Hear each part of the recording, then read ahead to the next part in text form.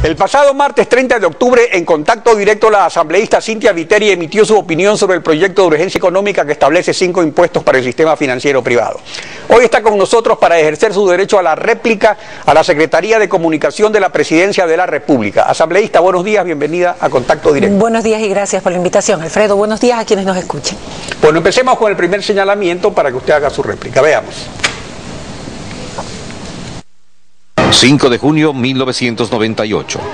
Cynthia Viteri, como asambleísta, y su partido, el Social Cristiano, junto a la Democracia Popular de Osvaldo Hurtado, que tenían mayoría en la Asamblea Constitucional, aprobaron en la Constitución por ellos redactada una transitoria que daba viabilidad al salvataje bancario, o sea, dar plata a los bancos en problemas. Fue la 42ª transitoria.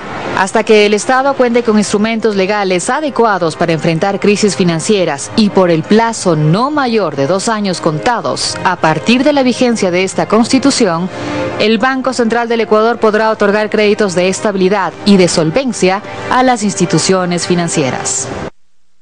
Asambleísta, su réplica. Bueno, si el presidente de la República, Alfredo, logra probar que yo estuve el 4 de junio, como dice en su cadena, presente en Sangolquí, votando por la disposición 42ª que le habría dado paso al salvataje bancario en esa Constitución, yo renuncio como asambleísta.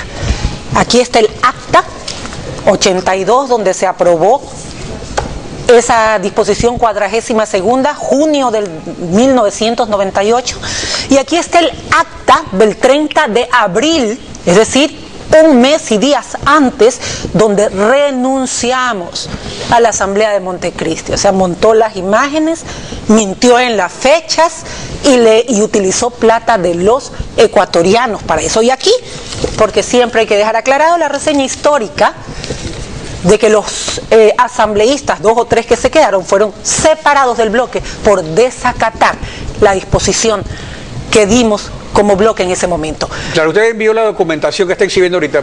Tengo entendido que en la página 6 está la lista de los constituyentes que... Y entre ellos está Alfredo Vera, ¿no? Exactamente. Entonces sería bueno que lo ponga en pantalla, porque esa es la parte más importante. Ahí está, ¿no? Todos los que estuvieron el día o la noche en que se votó esa parte de la Constitución, la nueva Constitución, y es obvio que no está el nombre de Cynthia Viteri. $8.000, Alfredo, le paga a los periodistas para que hagan mal las investigaciones cuando la gente se faja por ganarse $300 al mes. Recuerde usted esa cadena donde salió la joven Daniela Salazar insultando a un supuesto simpatizante del gobierno. Resultó que la joven era sordomuda en las mismas cadenas y que le montaron la voz. Bueno, si en la Secretaría, perdón, Alfredo, hay gente que hace hablar a sordomudos, o ahí hay un santo milagroso o un gran mentiroso. Bueno, pero ahora lo cierto es que esta transitoria se incluyó pocos meses antes del colapso bancario y permitió, en efecto, porque así lo dice, que el Banco Central se haga cargo de muertos del colapso bancario.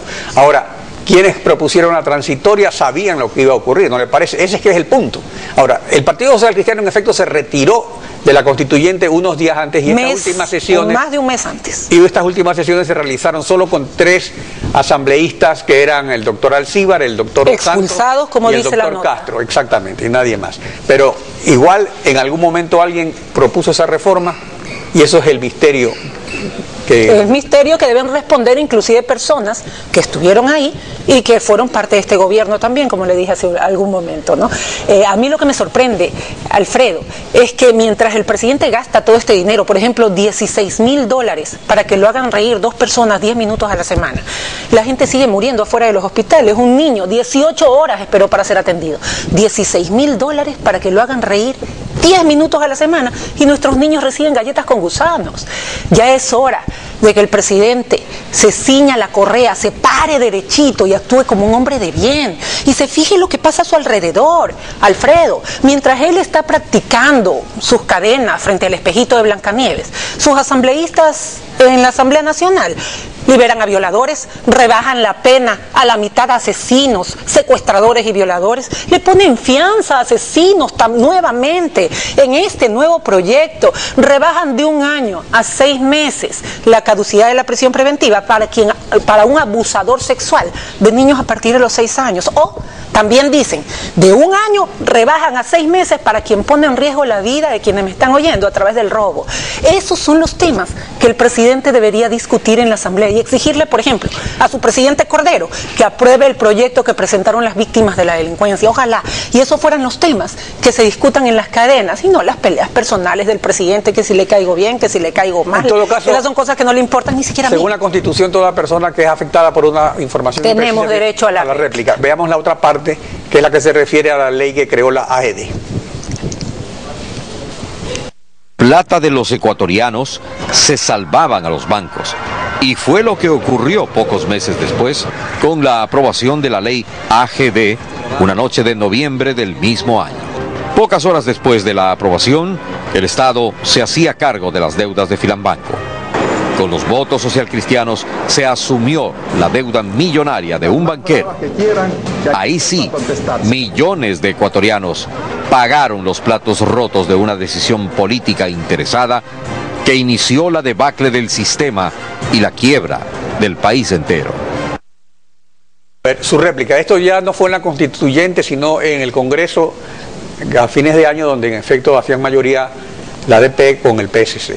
Más allá de que gran parte de los países del mundo tienen una ley que garantice al depositante la devolución en casos terribles como este, yo era una madre de familia soltera, sí, de 3 hijos, mantenía 3 hijos, me congelaron todos mis depósitos, Alfredo, todos, y los de mi familia también.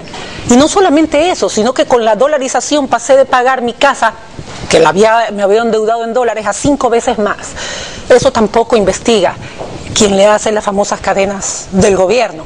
Pero lo que a mí sí me llama la atención es que con toda esta laraca respecto de algo que él debió haber perseguido, aquí no hay presos, pues no. Todos los muertos que provocó la debacle en los bancos, toda la gente que lloraba, que se desesperaba para que le devuelvan sus ahorros o sus depósitos, no tienen respuesta hasta el día de hoy. ¿Sabe dónde están los bienes que incautaron? Prestándole dinero como COFIEC a un argentino que se fue del país con $800.000 en el bolsillo, mientras aquí a nuestros campesinos ni siquiera les quieren reestructurar las deudas que tienen con plata que les pertenece. ¿Dónde están los presos? Todos sabemos lo que pasó en ese entonces, todos sabemos cuánta gente fue robada, fue asaltada por banqueros corruptos. ¿Dónde está quien provocó eso? En el exterior sigue dando clases. ¿Dónde están los banqueros que provocaron eso? También libres, no hay un solo preso dentro de esta revolución, y eso es lo que queremos saber todos quienes fuimos perjudicados con el debacle bancario. Claro, porque lo cierto es, recapitulando, que hay la transitoria que se aprobó en la Constituyente en junio, luego comienzan a dar los préstamos de liquidez a raíz de que asume Mahuada, agosto, septiembre, octubre. En noviembre viene el problema ya del Filambanco, en diciembre se aprueba la AGD, o sea, todo fue un lapso de 6 meses. Pero eso ocurrió hace 14 años. Luego, en el 2007, viene una revolución que dijo que iba a sancionar a todos estos delincuentes y que iba a recuperar todo el dinero que se habían robado. Pero ¿qué es lo que ha pasado con eso? Han tenido 6 años. Y los bienes que han sido incautados están sirviendo al mismo gobierno, ¿no? Justamente, en vez de pelear por la gente, pelear por los que no tienen atención, pelear por los niños a quienes les mandan galletas con gusano, lo utiliza para pelear con quienes él considera opositores. En vez de que esos bienes hayan servido para devolverle el dinero a la gente que hasta el día de hoy sigue clamando por ello, le prestan $800.000 a un argentino sin garantía y sale corriendo del país. Pues para eso han servido los bienes, y presos ninguno que muestre durante estos últimos 6 años dónde están los presos del debacle bancario, dónde están los presos de la quiebra bancaria. No hay ni uno, es fácil hablar, aquí la gente cree en lo que ve, y aquí vemos que no hay nadie sancionado hasta el día de hoy. Eso sí, pueden traer del exterior a un jovencito porque era opositor, este señor Balda, ese sí lo traen del exterior del pelo, porque no hacen lo mismo con quienes le robaron el dinero a la gente en la banca corrupta, o el presidente que hizo lo mismo a través de su disposición en ese entonces. ¿Por qué no hace lo mismo? Si ya está comprobado que puede traer a alguien al país, haga lo mismo con los demás también, pues. Ahora, todo esto viene por el asunto del proyecto de urgencia económica que establece los impuestos al sistema financiero privado y todos los otros detalles que ya conocemos. ¿Cuál es la posición de Madera Guerrero? Hoy es el primer debate. Pero hasta donde sé, no hubo los votos. Para mí deberían haber los votos para que vaya un informe, sea cual fuere, al Pleno de la Asamblea. Porque este es un proyecto económico urgente, tiene plazos, aun cuando contravenga la ley orgánica de la función legislativa, tiene plazos. Y lo importante es poderlo discutir en el Pleno, para que así podamos presentar la resolución que le exige al presidente, mediante decreto, subir no a 50, sino a razón de $3 día, es decir, $90 al mes a los cerca de 2 millones de ecuatorianos que él tiene sin empleo. Eso es, y directamente el presupuesto, como ya lo hizo en 2 ocasiones anteriores. Aquí el proyecto buscará finalmente que cada vez que uno de los 7 millones de depositantes de la banca meta su tarjetita en el cajero automático, tendrá el gobierno soplándole la nuca. Ahora, pero ¿qué es lo que pasa con el informe para el primer debate? ¿No se aprobó? Hasta ayer no habían los votos. Hay que ver si ojalá haya informe, negativo o positivo, pero que haya informe para que el país conozca. Ahora, si no hay los votos no se puede tratar. Si no se puede tratar, pasa el tiempo y va a salir por el Ministerio de la Ley. Aquí hay que ser frontales, aquí hay que presentar alguna postura directa dentro del Pleno, no se deben esconder, hay que presentar la postura de que el presidente hoy mismo eleve el bono a razón de $3 días, 90 al mes, a los cerca de 2 millones de ecuatorianos que no tienen empleo porque todavía él no se los ha procurado. En vez de estar pagando $8.000, $16.000 para que lo hagan reír, preocúpese de la gente a las que se tienen que limitar su vida a $2 al día para mantener inclusive a su familia. Asambleísta, gracias por su participación. Gracias a usted.